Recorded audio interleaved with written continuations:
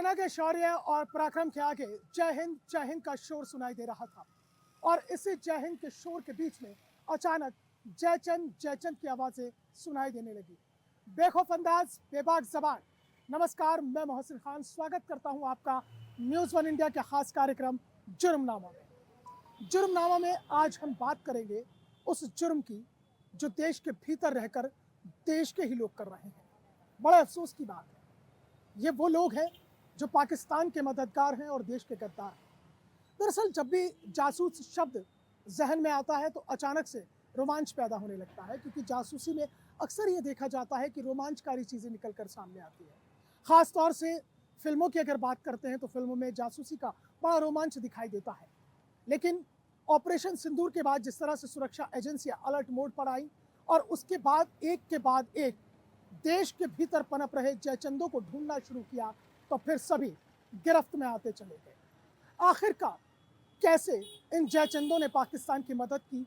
कौन है ये जयचंद? कौन है ये आस्तीन के सांप जो देश का नमक खा रहे हैं और देश के साथ गद्दारी कर रहे हैं? आज जुर्मनामा में इन्हीं जासूसों का होगा हिसाब किताब। सेना के शौर्य और पराक्रम के आगे सरहद पार मुल्क पाकिस्तान ने अब न केवल गोलियों से, बम से हमला करना शुरू किया है, बल्कि उसने अब एक नया तरीका ढूंढ निकाला और वो तरीका है सोशल मीडिया। पाकिस्तान ने सोशल मीडिया को हथियार बनाया और उस सोशल मीडिया के हथियार से हिंदुस्तान में रह रहे मुस्लिम युवाओं को फांसना शुरू कर दिया। और वो इस सोशल मीडिया प्लेटफॉर्म पर धार्मिक भावनाओं से ऐसे जुड़े कि जुड़ते चले गए और उसके बाद देश की विध्वंसकारी गतिविधियों में शामिल होते चले गए। कई ऐसे युवा हैं जिनका मुस्तकबिल कुछ और था, लेकिन वो कुछ और रास्ते पर निकल गए और ऐसे रास्ते पर निकले कि देश से गद्दारी कर बैठे हैं। एक नहीं, दो नहीं, तीन नहीं, चार नहीं, बल्कि ऑपरेशन सिंदूर के बाद लगातार चल रही कार्रवाई में कई जासूस शिकंजे में आए हैं और इनसे पूछताछ में जो खुलासा हुआ है वो बेहद चौंकाने वाला है। हम करने जा रहे हैं जुर्मनामा में उन चेहरों को बेनकाब जो पाकिस्तान के मददगार हैं और देश के गद्दार हैं, क्योंकि इन चेहरों में एक दिलकश अदाओं का चेहरा भी छिपा हुआ है। जासूसी के जाल में फंसे युवा, नापाक यारी, देश से गद्दारी, आईएसआई के मोहरे, जासूसी के चेहरे। आपने फिल्मों में जासूसी करते हुए कई सीन देखे होंगे, लेकिन ये जासूसी अब फिल्मों तक ही सीमित नहीं है। रियल लाइफ में भी देश के गद्दार दुश्मन के लिए जासूसी का धंधा करने लगे हैं, क्योंकि 3 राज्यों में कार्रवाई ने सबको हैरान कर दिया है। सनसनीखेज एक्शन में हरियाणा, पंजाब और उत्तर प्रदेश से 11 से ज्यादा पाकिस्तानी जासूसों को धर दबोचा गया है। ये सब 22 अप्रैल 2025 को पहलगाम आतंकी हमले के बाद शुरू हुआ, जब भारतीय सुरक्षा एजेंसियों ने जासूसी के एक खतरनाक नेटवर्क का पर्दाफाश किया। इन जासूसों में एक ट्रैवल ब्लॉगर से लेकर सुरक्षा गार्ड और ऐप डिलीवर तक शामिल है, जो सोशल मीडिया हनी ट्रैप और पैसे के लालच में फंसकर देश की संवेदनशील जानकारी पाकिस्तानी खुफिया एजेंसी आईएसआई को लीक कर रहे थे।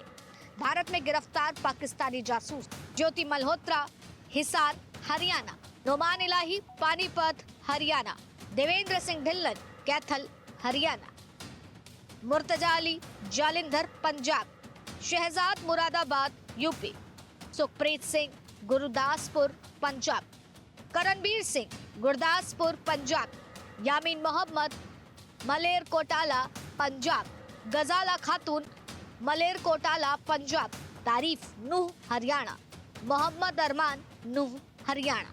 इस कार्रवाई ने न केवल जासूसी के नए नए तरीकों को उजागर किया है, बल्कि ये भी दिखाया है कि कैसे सोशल मीडिया जैसे प्लेटफॉर्म का इस्तेमाल खतरनाक मंसूबों के लिए हो रहा है। हरियाणा के हिसार की ज्योति मल्होत्रा जैसी ट्रैवल ब्लॉगर से लेकर पंजाब के मलेरकोटाला के युवाओं तक ये जासूस हनी ट्रैप, मैसेजिंग एप्स और व्यक्तिगत यात्राओं के जाल में फंसाए गए हैं। उत्तर प्रदेश में आदरणीय योगी जी के नेतृत्व में सरकार बनने के बाद इन 8 वर्षों में उत्तर प्रदेश में कानून का राज स्थापित हुआ है।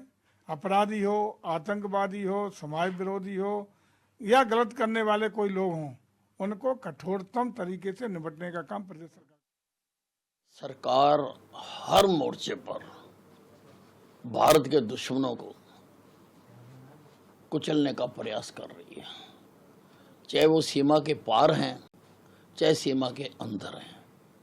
और आप देखो देश में जो हिंदुस्तान के साथ गद्दारी कर रहे थे, उन सब तक सरकार का हाथ पहुंच रहा है। बड़ा गंभीर मामला है देश के में, इसकी गहराई से जांच करनी चाहिए और कोई दोषी है उसको तुरंत कड़ी सजा देनी चाहिए और निर्दोष को नहीं।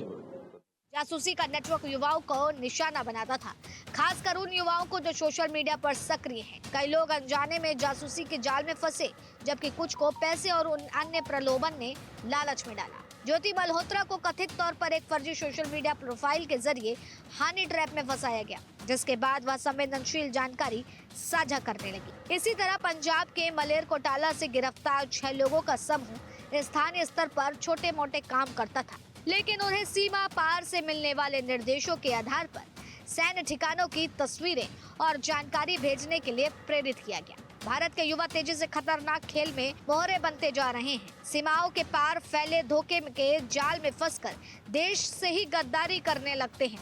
अब सवाल ये है कि आखिर कैसे ISI के जासूसी नेटवर्क को ध्वस्त किया जाए। Bureau report, news 1 India.